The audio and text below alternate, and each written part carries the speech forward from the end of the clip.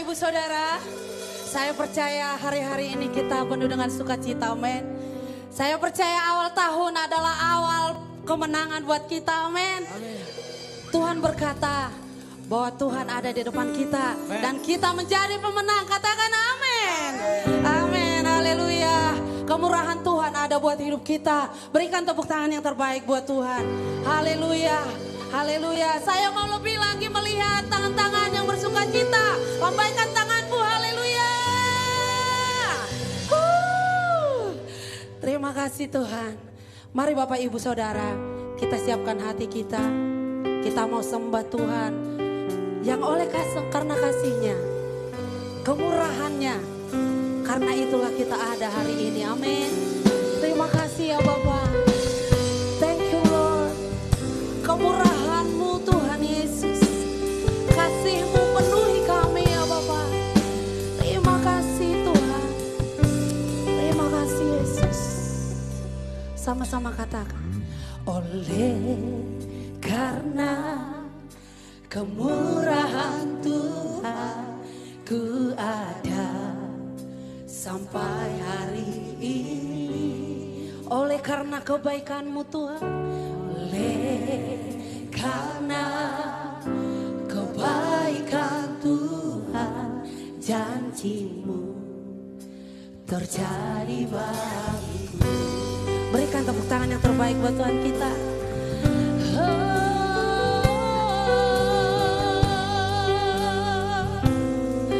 Karena kemurahan-Mu, karena kemurahan Tuhan, ku ada sampai hari ini. Oleh kebaikan-Mu, oleh karena kebaikan Tuhan, janji-Mu terjadi bagiku.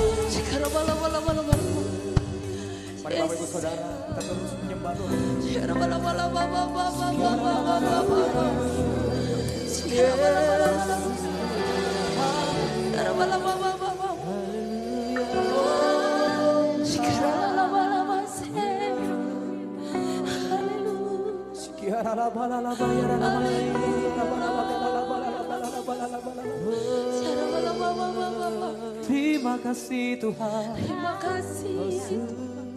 Kau sungguh baik Tuhan. Kau sungguh baik.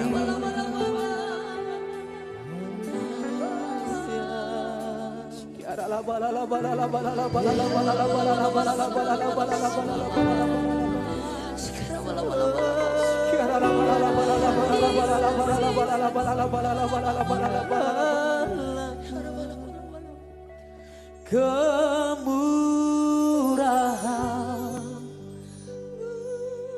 amin Tuhan, lebih dari hidup. Thank you Jesus. Kemurahan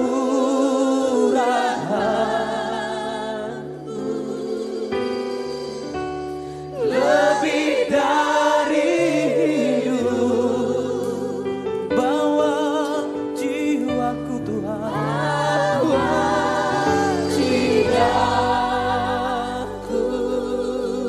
memuji Engkau.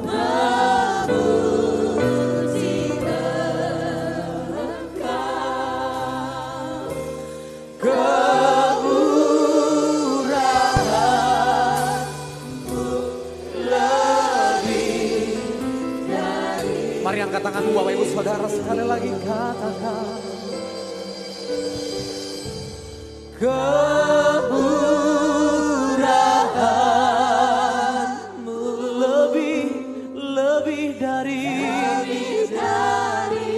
hidup. Oh, kemurahan-Mu lebih dari hidup. Bawa lidahku, lidahku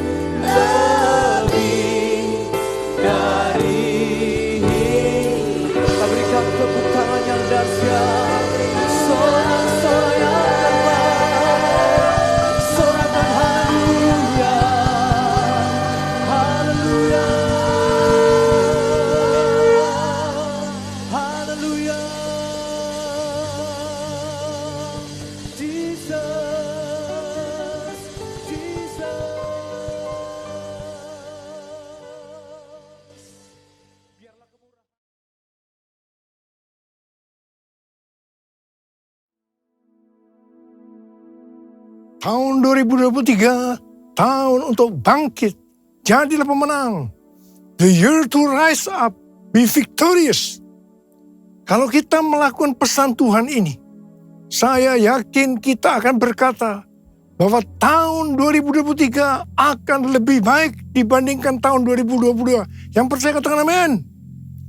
Padahal banyak hamba-hamba Tuhan dan juga para ahli mendapatkan bahwa tahun 2023 adalah tahun yang berat. Pandemi belum selesai. Perang Rusia-Ukraina juga belum selesai. Yang mengakibatkan krisis ekonomi dan krisis energi. Sepertiga dari negara di dunia, yaitu sekitar 70 negara, diperkirakan mengalami resesi. Bahkan negara yang tidak mengalami resesi, ratusan juta penduduknya merasakan seperti sedang resesi. Sekitar 47 negara sedang antri menjadi pasien IMF, International Monetary Fund. Indonesia pernah mengalami masa ini, yaitu pada tahun 1997-1998. Pastor D, seorang nabiah hamba Tuhan dari Perth, Australia, yang sudah sekitar 2 tahun menjadi pendoa syafaat saya, di mana nubuatan tajam memberikan nubuatan bahwa tahun 2023 badai dalam ukuran besar akan banyak terjadi. Gempa bumi di atas 5 skala Richter juga akan banyak terjadi. Kita diminta untuk menghardik lempengan-lempengan tektonik yang menyebabkan gempa bumi dengan berkata, dalam nama Yesus, diam, tenanglah. Dan Indonesia juga sedang memasuki tahun politik. Pada tanggal 14 Februari 2024 akan diadakan pemilihan presiden. Biarlah kita berdoa untuk ini dengan meminta presiden yang takut akan Tuhan, nasionalis dan toleran. Cindy Jacob mewakili Apostolic Council of Prophetic Elders, yaitu Dewan Kerasulan para Tetua Kenabian, mengatakan bahwa tema tahun 2023 adalah tahun berkat melimpah dan kekacauan. Mungkin ini terkesan kontradiktif. Bagaimana kita dapat memiliki berkat yang melimpah sekaligus kekacauan? Penjelasannya adalah kita akan melihat berkat melimpah di tengah kekacauan. Kita ingat pesan Tuhan di awal tahun 2023. Yaitu meskipun keadaan tahun 2023 tidak baik, tetapi kita harus percaya bahwa tahun 2023 akan lebih baik dibandingkan tahun 2022. Apa dasar kita untuk percaya bahwa tahun 2023 akan lebih baik dibandingkan tahun 2022? Alasan pertama, sesuai dengan Ratapan 3 ayat 22 dan 23 yang berkata, tak berkesudahan kasih setia Tuhan, tak habis-habisnya rahmatnya, selalu baru tiap pagi, besar kesetiaanmu. Kita harus percaya bahwa kasih Tuhan selalu baru tiap pagi, selalu baru tiap minggu, selalu baru tiap bulan, dan selalu baru tiap tahun. Alasan yang kedua, sesuai dengan Ratapan 3 ayat 24 yang berkata, Tuhan adalah bagianku, kata jiwaku. Oleh sebab itu aku berharap kepadanya. Jadi kalau kita berharap kepada Tuhan, maka kita akan berkata, tahun 2023 akan lebih baik dibandingkan tahun 2022. Haleluya! Alasan yang ketiga, kalau hati kita melekat kepada Tuhan, karena kita hidup intim dengan Tuhan, sesuai dengan Mazmur 91 ayat 14 sampai dengan 16, maka yang pertama, Tuhan akan meluputkan dan membentengi kita terhadap sakit penyakit, panah api dari si jahat, jerat penangkap burung, kedahsyatan malam atau terror of the night, yang berbicara tentang penculikan, perampokan, pemerkosaan, pembunuhan, terorisme, peperangan, dan lain-lain. Dan hal yang kedua, Tuhan akan menjawab ketika kita berseru pada masa kesesakan. Hal yang ketiga, akan memuliakan kita. Hal yang keempat, Tuhan akan memberikan panjang umur dengan berkat yang melimpah. Dan hal yang kelima, Tuhan akan memberikan keselamatan. Haleluya! Alasan yang keempat, kita percaya bahwa tahun 2023 akan lebih baik dibandingkan tahun 2022. Karena kita bangkit dan jadi pemenang. Tuhan melalui Cindy Jacob dan para nabi ini juga menunjukkan tentang Goshen.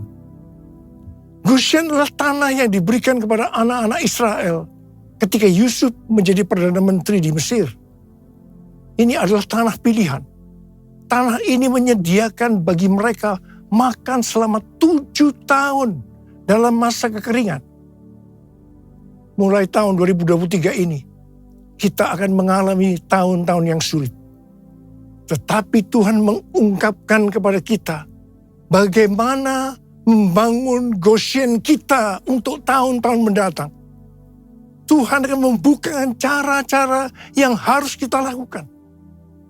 Dan Tuhan juga berbicara melalui Yesaya 60 ayat 6 yang berkata, sejumlah besar unta akan menutupi daerahmu. Unta-unta muda dari Midian dan Eva. Mereka semua akan datang dari Sheba, akan membawa emas dan kemenyan, serta memberitakan perbuatan masyhur Tuhan. Berkat datang untuk anak-anaknya yang sungguh-sungguh melekat kepada Tuhan. Unta-unta akan datang membawa berkat keuangan kepada kita. Tuhan mengingatkan bahwa berkat materi yang kita dapatkan bukan hanya untuk kita sendiri, tetapi untuk dibagikan kepada mereka yang nantinya berkekurangan dan butuh bantuan. Aku percaya berkat-Mu atasku melimpah. Kebajikan, kemurahan selalu mengikutiku. Ku puji, ku sembah Kau Tuhan. Kebajikan, kemurahan selalu mengikutiku. Ku puji, ku sembah Kau Yesus. Tuhan berbicara kepada kita untuk bangkit dan jadi pemenang melalui kitab Hagai. Tuhan berbicara melalui Nabi Hagai kepada Zerubabel bin Shealtiel, Bupati Yehuda, dan Yosua bin Yosadak, Imam Besar, untuk mengajak bangsa Israel membangun bait suci. Tuhan menegur bangsa Israel, karena selama ini mereka hanya sibuk membangun rumahnya sendiri. Tetapi rumah Tuhan tidak dibangun dan tetap menjadi reruntuhan. Akibatnya, mereka menabur banyak, tetapi membawa pulang hasil sedikit. Mereka makan, tetapi tidak sampai kenyang. Mereka minum, tetapi tidak sampai puas. Mereka mendapat upah, tetapi tidak pernah cukup. Karena seperti ditaruh di dalam pundi-pundi yang berlubang. Banyak pengeluaran yang tidak terduga, seperti sakit penyakit, dicuri, ditipu, dirampok, dan lain-lain terjadi. Mari, kita sekarang introspeksi, melihat diri kita masing-masing. Apakah keadaan kita seperti keadaan orang Israel pada waktu itu? Karena itu, masuk tahun 2023, Tuhan berkata kepada kita, bahwa ini adalah tahun untuk bangkit, jadilah pemenang. Kita diminta untuk bangkit dan membangun manusia rohani kita. Kita mesti menjadi serupa dengan gambar Yesus. Kita harus menjadi murid Tuhan Yesus. Kita harus menjadi pemenang. Maka Tuhan akan mencurahkan berkat, baik secara jasmani maupun rohani. Sesuai dengan Roma 8:29, bahwa goal kita sebagai orang percaya adalah menjadi serupa dengan gambarnya. Artinya menjadi murid Tuhan Yesus. Supaya menjadi serupa dengan gambarnya, maka sesuai dengan 1 Yohanes 2 ayat 6, kita harus hidup sama seperti Kristus telah hidup. Kalau kita hidup sama seperti Kristus telah hidup, pasti kita akan menjadi serupa dengan gambarnya. Karena itu kita harus menjaga agar kita tetap memiliki kasih yang semula. Kalau kita membangun kerohanian kita untuk menjadi seperti Kristus, maka kita percaya berkat Tuhan, baik secara rohani maupun jasmani, akan kita alami meskipun di tengah kekacauan. Mari, dengan kuasa Pentakosta ketiga, kita selesaikan amanat agung. Dan setelah itu, Tuhan Yesus datang kembali. Haleluya! Tuhan pada waktu itu berkata kepada bangsa Israel, bahwa berkat Tuhan akan turun dengan cara Tuhan yang menggoncangkan langit dan bumi, laut dan darat. Tuhan akan menggoncangkan bangsa-bangsa, sehingga barang yang indah-indah di bangsa-bangsa akan datang mengalir, memberkati mereka. Tuhan berkata, kepunyaanku lah perak, kepunyaanku lah emas. Hal yang seperti ini yang akan terjadi pada tahun 2023. Seperti yang telah dinubuatkan oleh Cindy Jacobs, bahwa tahun 2023 adalah tahun berkat melimpah dan kekacauan. Di mana ini dapat diartikan bahwa kita akan melihat berkat yang melimpah di tengah kekacauan. Kerajaanmu datanglah, kehendakmu jadilah, di bumi seperti di surga. Kerajaanmu datanglah, kehendakmu jadilah, di bumi seperti di surga. Kerajaanmu datanglah, kehendakmu jadilah, di bumi seperti di surga. Di bumi seperti di surga.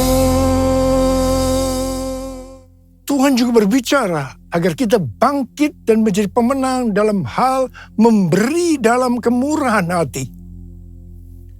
Dasar bahwa kita diminta untuk memberi dalam kemurahan hati adalah, yang pertama, karena Allah kita adalah Allah yang murah hati. Dan hal yang kedua, Tuhan Yesus memberikan teladan memberi dalam kemurahan hati. Apa yang Tuhan Yesus lakukan? Yang pertama, dia rela mati bagi kita karena mengasihi kita.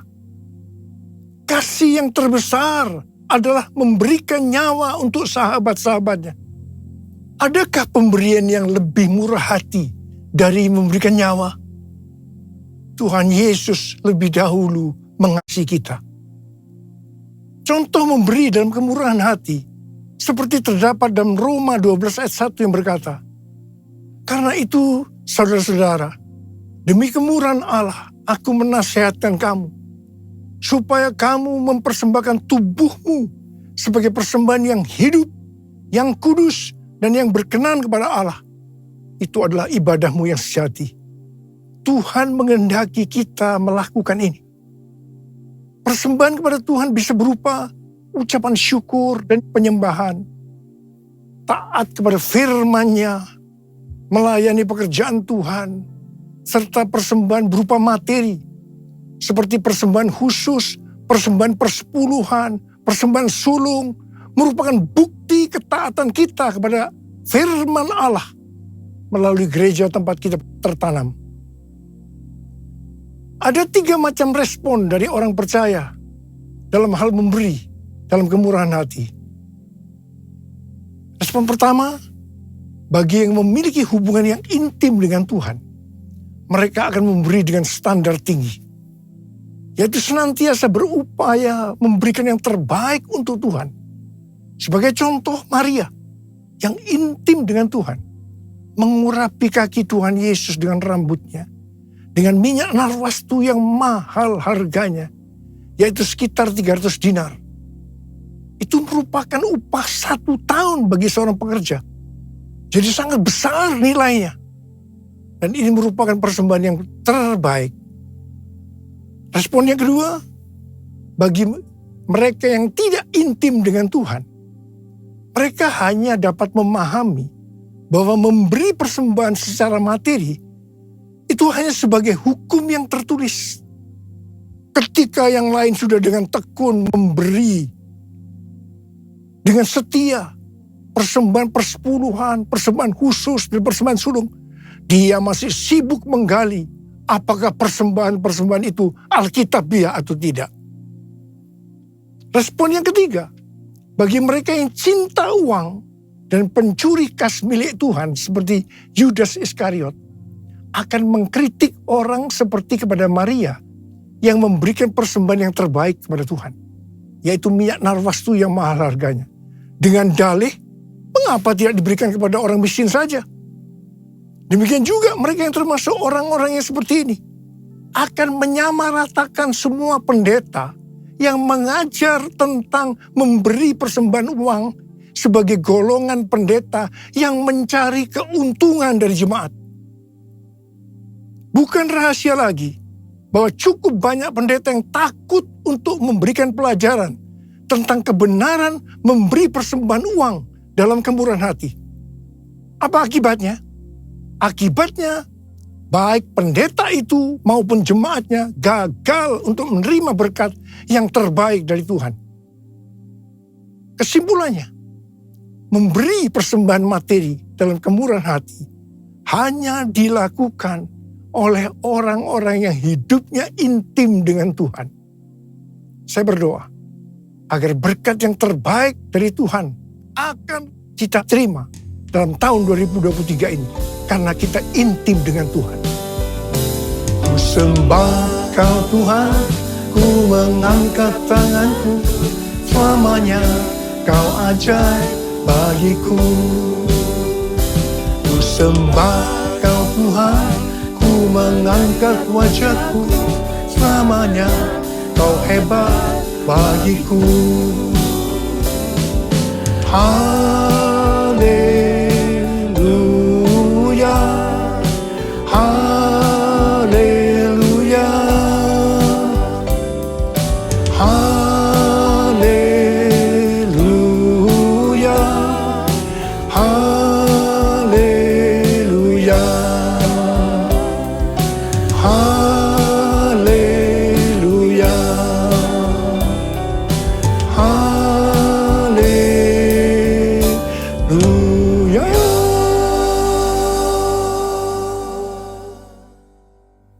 Sudah lebih dari 12 tahun, Tuhan berbicara kepada kita tentang persembahan sulung dari Amsal 3 ayat 9 dan 10 yang berkata, muliakanlah Tuhan dengan hartamu dan dengan hasil pertama dari segala penghasilanmu. Maka lumbung-lumbungmu akan diisi penuh sampai melimpah-limpah. Dan bejana pemerahanmu akan meluap dengan air buah anggurnya.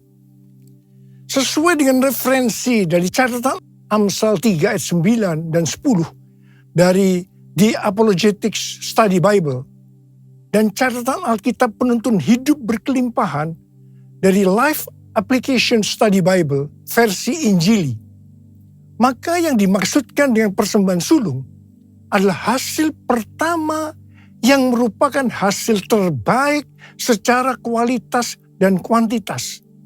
Hasil pertama dari gaji kita, bukan sisa-sisa. Persembahan sulung untuk tahun 2023 adalah seluruh penghasilan yang didapatkan pada bulan Januari 2023 yang diberikan pada bulan Februari 2023. Dalam Alkitab, Tuhan Yesus sendiri yang menyinggung tentang memberikan persembahan dari seluruh penghasilan seorang janda miskin dalam Markus 12 ayat 41 sampai 44. Pada suatu kali Yesus duduk menghadapi peti persembahan dan memperhatikan bagaimana orang banyak memasukkan uang ke dalam peti itu. Banyak orang kaya memberikan jumlah yang besar. Lalu datanglah seorang janda yang miskin. Dan ia memasukkan 2 peser, yaitu 1 duit. Maka dipanggilnya murid-muridnya dan berkata kepada mereka, aku berkata kepadamu, sesungguhnya janda miskin ini memberi lebih banyak daripada semua orang yang memasukkan uang ke dalam peti persembahan. Sebab mereka semua memberi dari kelimpahannya. Tetapi janda ini memberi dari kekurangannya semua yang ada padanya, yaitu seluruh nafkahnya. Di sini Tuhan Yesus tidak melihat besarnya jumlah persembahan, tetapi berapa persen dari penghasilannya yang dipersembahkan. Meskipun jumlah persembahan janda miskin ini relatif kecil dibandingkan orang kaya tadi, tetapi Tuhan Yesus berkata, janda miskin ini memberikan lebih banyak dibandingkan dengan semua orang kaya itu. Mengapa? Karena persembahan yang diberikan janda miskin itu adalah seluruh nafkahnya, yaitu seluruh yang dia miliki. Ini contoh memberi dalam kemurahan hati. Persembahan sulung adalah bentuk memberi dalam kemurahan hati. Ini merupakan tolok ukur yang valid untuk menguji apakah kita memberi dalam kemurahan hati. Persembahan sulung diberikan dengan kerelaan hati dan ucapan syukur, bukan karena paksaan. Sekali lagi, bukan karena paksaan. Amsal 11 ayat 24 dan 25 berkata, ada yang menyebar harta, tetapi bertambah kaya. Ada yang menghemat secara luar biasa, namun selalu berkekurangan. Siapa banyak memberi berkat, diberi kelimpahan. Siapa memberi minum, ia sendiri akan diberi minum. Tahun 2023 adalah tahun untuk bangkit. Jadilah pemenang dalam hal memberi dalam kemurahan hati. Kita akan berkata bahwa tahun 2023 akan lebih baik daripada tahun 2022. Kita akan mengalami berkat yang melimpah meskipun dunia mengalami kekacauan. Haleluya! Perbuatannya besar, perbuatannya besar, perbuatannya besar, pujilah namanya, pujilah Tuhanku dengan segenap hatiku, pujilah namanya, pujilah Tuhanku dengan segenap hatiku, pujilah namanya, pujilah namanya, pujilah namanya. Mari angkat tangan saudara, angkat tangan kita, sembah dia. Kita berbahasa roh saat ini. Berbahasa roh, berbahasa roh, berbahasa roh.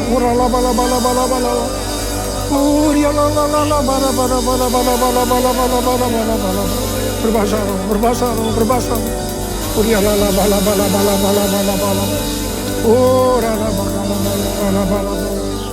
Kamu berdoa buat anak-anakmu yang angkat tangan di hadapanmu saat ini, Tuhan. Ajarlah kami memberi dengan kemurahan hati. Hamba-Mu percaya kalau kita melakukan itu, berarti kita bangkit dan jadi pemenang. Dan hamba-Mu percaya di tengah kekacauan dunia, berkat yang melimpah akan kami terima. Oh ralabalaba, terima, terima, terima, terima, terima, terima, terima, terima, terima, terima. Oh rabasyikara labalaba. Ya Abah, ya Abah, terima kasih Abah, terima kasih. Dalam nama Yesus, dalam nama Yesus, dalam nama Yesus. Amin. Mari saudara-saudara sekalian, kita akan masuk dalam perjamuan kudus. Kita akan mengingat ayat ini. Setiap kali kamu makan roti ini dan minum cawan ini, kamu memberitakan kematian Tuhan sampai Ia datang. Perjamuan kudus adalah perjamuan Tuhan Yesus sendiri. Setiap kali kita masuk dalam perjamuan kudus, ini pesan Tuhan buat kita semua. Biar ini menjadi peringatan akan daku. Peringatan akan daku. Karena itu mari, kita tundukkan kepala. Arahkan hati pikiran kita kepada kebaikan Tuhan. apa yang dia telah berbuat dalam hidup ini. Siapakah kami ya Aba sebelum kami mengenal Engkau? Kami semua orang berdosa. Upah dosa adalah maut, mati. Tapi Engkau yang tidak berdosa telah dijadikan dosa oleh karena kami. Kau harus turun dari surga mulia, mati, ganti kami dengan penderitaan yang luar biasa. Sungguh kalau kami pikirkan Tuhan, kalau kami pikirkan betapa baiknya Engkau itu, betapa baiknya Engkau ya Aba. Kau jadikan kami sebagai anak-anak-Mu. Kau berkati, Kau tuntun, Kau bela, Kau ajar kami. Tuhan terima kasih. Terima kasih berkebaikan-Mu. Terima kasih Kau tegur juga kalau kami salah ya Aba. Itu Engkau ya Aba. Itu Engkau ya Aba. Tuhan akan memberkati kita melalui perjamuan kudus. Tapi Tuhan mau kita makan dan minum dengan cara yang benar. Karena itu masing-masing sekarang berdoa. Introspeksi, lihat keadaan diri masing-masing. Jangan menyimpan dosa. Kalau ada dosa yang Tuhan ingatkan, langsung akui di hadapan Tuhan. Akui di hadapan Tuhan. Ampuni kami. Ampuni. Ampuni kami. Ampuni kami. Ampuni kami. Ampuni kami Tuhan. Ampuni anak-anak-Mu. Bapa, layakkan kami masuk dalam perjamuan kudus. Terima kasih. Dalam nama Yesus kami berdoa. Amin. Sekarang, mari angkat roti di tangan kanan kita tinggi-tinggi. Sebab apa yang telah kuteruskan kepadamu telah aku terima dari Tuhan. Itu bahwa Tuhan Yesus pada malam waktu ia diserahkan mengambil roti. Dan sesudah itu ia mengucap syukur atasnya. Ia memecah-mecahkannya dan berkata, inilah tubuhku yang diserahkan bagi kamu. Perbuatlah ini menjadi peringatan akan aku.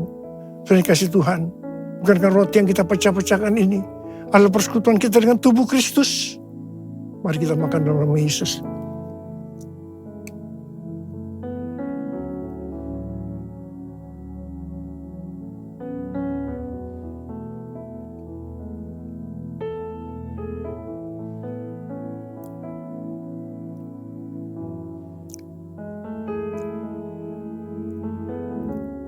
Sekarang angkat cawan di tangan kanan kita tinggi-tinggi. Bukan juga yang mengambil cawan sudah makan lalu berkata, cawan ini adalah perjanjian baru ini menceritakan oleh darahku. Perbuatlah ini setiap kali kamu minumnya menjadi peringatan akan aku. Terima kasih Tuhan. Bukankah cawan pengucapan syukur yang atasnya kita ucapkan syukur adalah persekutuan kita dengan darah Yesus. Mari kita minum dalam nama Yesus.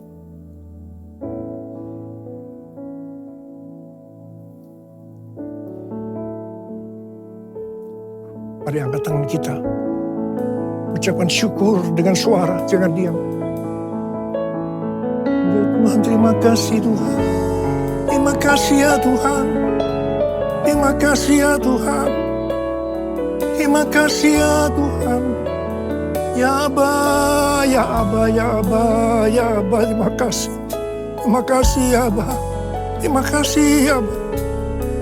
Ora-la-ba-la-ba-la-ba-la-ba-la-ba. Hamba berdoa. Saya mau mendoakan bagi mereka yang sakit. Angkat tangan saudara. Tuhan, Kau melihat tangan yang terangkat. Mereka membutuhkan pertolongan Tuhan. Mereka sakit.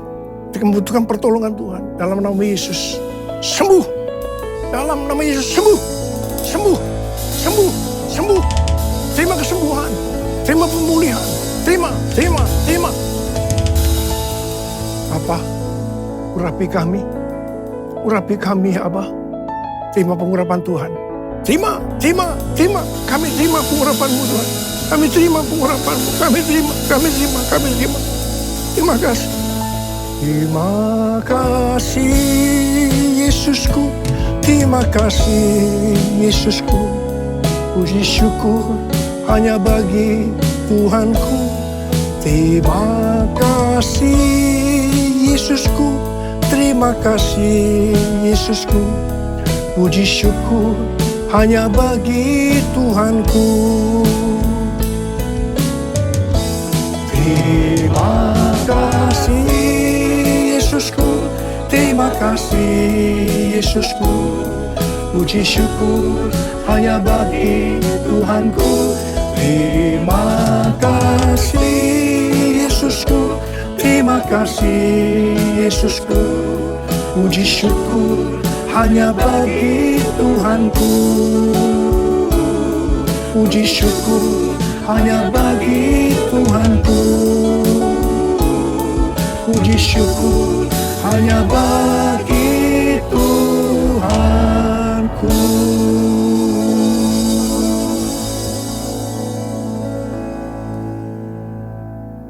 Mari angkat tangan saudara, terimalah berkat Tuhan. Kasih karunia yang berlimpah-limpah daripada Allah Bapa dalam Anak yang tunggal Yesus Kristus. Persekutuan yang manis dengan Roh Kudus menyertai saudara sekalian mulai hari ini. Sampai Tuhan Yesus datang menjemput kita di awan-awan. Dan bahkan sampai selama-lamanya. Yang percaya bersama-sama katakan, Amin.